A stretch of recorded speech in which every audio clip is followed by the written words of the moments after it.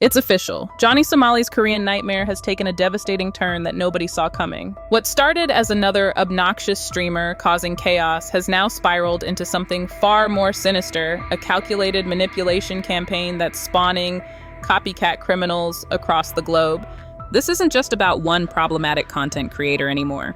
We're talking about nuclear-level revelations about his escape tactics, his Discord army of followers committing actual crimes, and a pattern of behavior so disturbing that legal experts are calling it the lowest pinnacle of streamer depravity.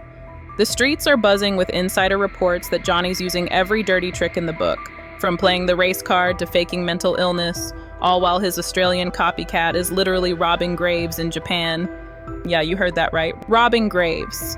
Behind closed doors, sources say Korean authorities are finally seeing through his manipulation tactics. But here's the kicker. Johnny himself admitted he believes Korea will let him walk free, just like Japan did.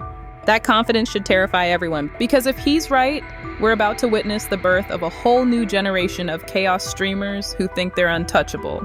Let's rewind a bit to understand how we got to this unprecedented disaster. Johnny Somali didn't just stumble into Korea and start causing problems. This was a calculated invasion by someone who'd already perfected his toxic playbook in multiple countries. The pattern is always the same. Johnny arrives, causes maximum chaos, plays victim when consequences hit, then escapes to the next destination. But Korea was supposed to be different. Korean authorities promised they wouldn't let him slip away like Japan did. That promise is now being tested in the most explosive way possible. Here's what makes this situation so much darker than anyone realized. Johnny's not working alone. Sources familiar with his operation reveal he's got an entire Discord community helping him strategize these stunts. We're talking about a coordinated network of followers who study his tactics, plan his content, and now, most disturbingly, are copying his methods in other countries. Word on the street is that Johnny's been using multiple manipulation tactics from day one. Sometimes he plays the innocent American citizen card. Other times, he claims he's just an entertainer like Borat. But the most calculated move? Using his race as a shield whenever legal consequences get too close. The man literally said on camera, "I'm walking to my home because of black skin." No, because black skin. No, black, no. That's not desperation, that's strategy. He's weaponizing social justice language to escape accountability for behavior that has nothing to do with discrimination and everything to do with deliberate cultural terrorism. But here's where it gets even more disturbing. Insiders claim Johnny's been studying the legal systems of every country he visits, specifically looking for loopholes and cultural sensitivities he can exploit. Japan's politeness culture, he pushed until they snapped. Korea's respect for elders and memorials, he targeted those exact pressure points. People close to the situation say he's not just some chaotic streamer stumbling through bad decisions. He's a calculated predator who's turned cultural disrespect into a business model. And now that business model is spreading like a virus, with copycats emerging in Australia, Europe, and beyond. The question everyone's asking, how did one person's toxic behavior become a global movement? The answer is more terrifying than anyone wants to admit. But here's where it gets even darker. What nobody knew until now is that Johnny Somali has been actively encouraging his followers to commit crimes as a form of revenge against the countries that prosecuted him. Sources close to the investigation reveal that Johnny's Discord server isn't just a fan club. It's a recruitment center for chaos streamers. Members share tactics, legal loopholes, and target locations. They study which cultural symbols will cause maximum outrage and plan coordinated attacks across multiple countries. The most shocking example? The Australian streamer who's now desecrating graves in Japan. This isn't some random copycat who got inspired by Johnny's content. Insiders claim there's direct communication between Johnny's network and this grave robber. The timing, the tactics, the specific targeting of sacred spaces, it's all following Johnny's playbook to the letter. Legal experts are calling this unprecedented. One constitutional lawyer stated, "Robbing graves has to be at the lowest pinnacle of streamer depravity." But what's more disturbing is the coordinated nature of these attacks. This isn't random chaos, it's cultural terrorism with a business model. Then came the nuclear moment. Johnny himself admitted on stream that he believes Korea will let him walk free because that's just how it works. His exact words, "I think it's just because it's Johnny Somali, the one that got away from Japan and got away from this country and this country. I feel like Korea can do the same thing." That confidence is chilling, because it means Johnny's not just hoping for leniency, he's counting on it. He studied the pattern of how countries handle problematic foreigners, and he genuinely believes he's found a formula for escaping consequences. But that's not even the most shocking part. Sources say Johnny's been using his time in Korean detention to coach other streamers remotely. Through encrypted messages and third-party communications, he's allegedly providing real-time guidance to copycats around the world. Word on the street is that Korean authorities have intercepted some of these communications. If true, it means Johnny isn't just facing charges for his own crimes. He could be looking at conspiracy charges for coordinating international criminal activity. The man who once claimed he was just an entertainer is now potentially facing decades in prison for running what amounts to a global chaos network. The evidence keeps piling up, and it's more damning than anyone expected. People familiar with the investigation say Korean prosecutors have been building a case that goes far beyond simple public disturbance charges. Here's what's really going down. Johnny's phone records allegedly show hundreds of communications with streamers across multiple countries. These aren't casual fan interactions. They're detailed strategy sessions about which laws to break, which cultural symbols to target, and how to manipulate media coverage afterward. One insider revealed that Johnny's been operating what amounts to a masterclass in cultural terrorism. He charges followers for access to his advanced tactics, teaching them how to maximize outrage while minimizing legal consequences. The price tag? $500 per consultation.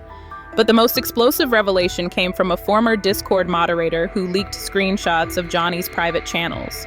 The messages show him explicitly encouraging followers to make them pay for prosecuting him. He allegedly provided specific targets: memorial sites in Japan, cultural landmarks in Europe, and religious spaces in Australia.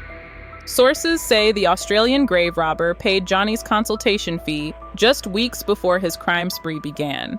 The connection isn't circumstantial. It's documented in financial records that prosecutors are now examining. Then there's the mental health manipulation. Johnny's been claiming trauma from solitary confinement, suggesting he might have lasting psychological effects. But insiders close to his legal team say this is just another calculated move. His exact words on stream: "Maybe I have some trauma from those things. I don't know, maybe I want to get back at the world. Maybe I want to get back at the Japanese government." That's not trauma, that's a confession. He's literally admitting to wanting revenge against entire countries for holding him accountable. Word on the street is that Korean authorities are now working with international law enforcement to track Johnny's network. Sources familiar with the investigation say they've identified at least 12 active copycats across 6 countries, all connected to Johnny's Discord server. The most disturbing part? Some of these copycats are targeting children's spaces, schools, playgrounds, youth centers. They're not just disrespecting culture anymore, they're actively endangering kids for content. Legal experts say this could be the case that finally establishes international precedent for prosecuting digital conspiracy to commit cultural terrorism. Johnny Somali might have just created an entirely new category of international crime. If this investigation into Johnny Somali's international crime network is as explosive as we think it is, we need your support to keep digging deeper. Hit that hype button right now, because the more points this video gets, the more resources we can dedicate to exposing these coordinated attacks on cultures worldwide. Your hype literally funds our ability to break these stories before mainstream media even knows they exist. Don't let Johnny's manipulation tactics stay hidden. Hype now and help us expose the truth.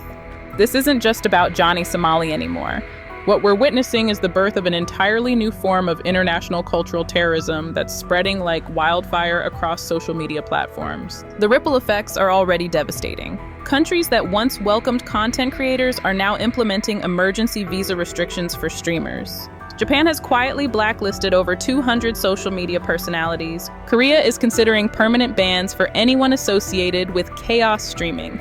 Australia is fast-tracking legislation that could make cultural disrespect a deportable offense. Sources close to government officials reveal that this isn't just about protecting cultural sites anymore, it's about national security.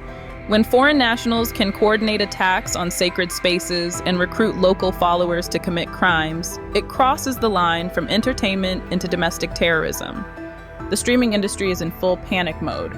Legitimate content creators are reporting massive drops in sponsorship deals as brands distance themselves from anything that could be associated with Johnny's network. Insiders say major platforms are developing AI detection systems specifically designed to identify and ban chaos streaming content before it goes viral. But here's the most chilling part. Johnny's tactics are evolving faster than authorities can respond. Legal experts warn that his network has already identified the next wave of targets: religious festivals, cultural ceremonies, and memorial services in countries with weak extradition laws. Word on the street is that Johnny's followers are now studying immigration patterns to identify which countries they can escape to after committing crimes. They're not just planning content, they're planning international crime sprees with built-in escape routes. The cultural damage is already irreversible. Sacred sites that have stood for centuries are now under 24/7 security because of copycat threats. Memorial services require background checks for attendees.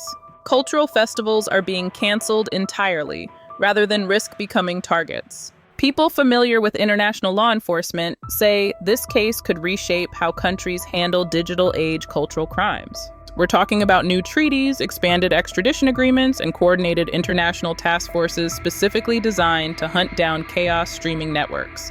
The most terrifying reality? Johnny Somali didn't just create a new form of entertainment, he created a new form of warfare. Cultural terrorism that can be live-streamed, monetized, and replicated by anyone with a phone and a complete lack of human decency. This is bigger than one streamer. This is about the future of cultural preservation in the digital age. So what's coming next? Sources familiar with the prosecution say Korean authorities are preparing to make Johnny Somali the first person ever charged with international conspiracy to commit cultural terrorism. If convicted, he could face up to 50 years in prison, not just for his own crimes, but for every copycat crime his network inspired. But here's the kicker, Johnny still believes he's going to walk free. His latest streams show him coaching followers on new targets, while literally sitting in detention. The man is so delusional about his invincibility that he's actively making his legal situation worse every single day. The Australian grave robber is just the beginning. Insiders claim at least 6 more copycats are planning coordinated attacks across Europe and Asia, all timed to maximize media coverage and cultural damage. Korean prosecutors have one shot to stop this network before it metastasizes into something truly unstoppable. If Johnny walks free like he did in Japan, we're looking at a future where cultural terrorism becomes just another form of viral content. The question isn't whether Johnny Somali will face justice. It's whether justice will come fast enough to stop the chaos army he's already unleashed on the world. This story is far from over, and what happens next will determine the future of cultural safety worldwide.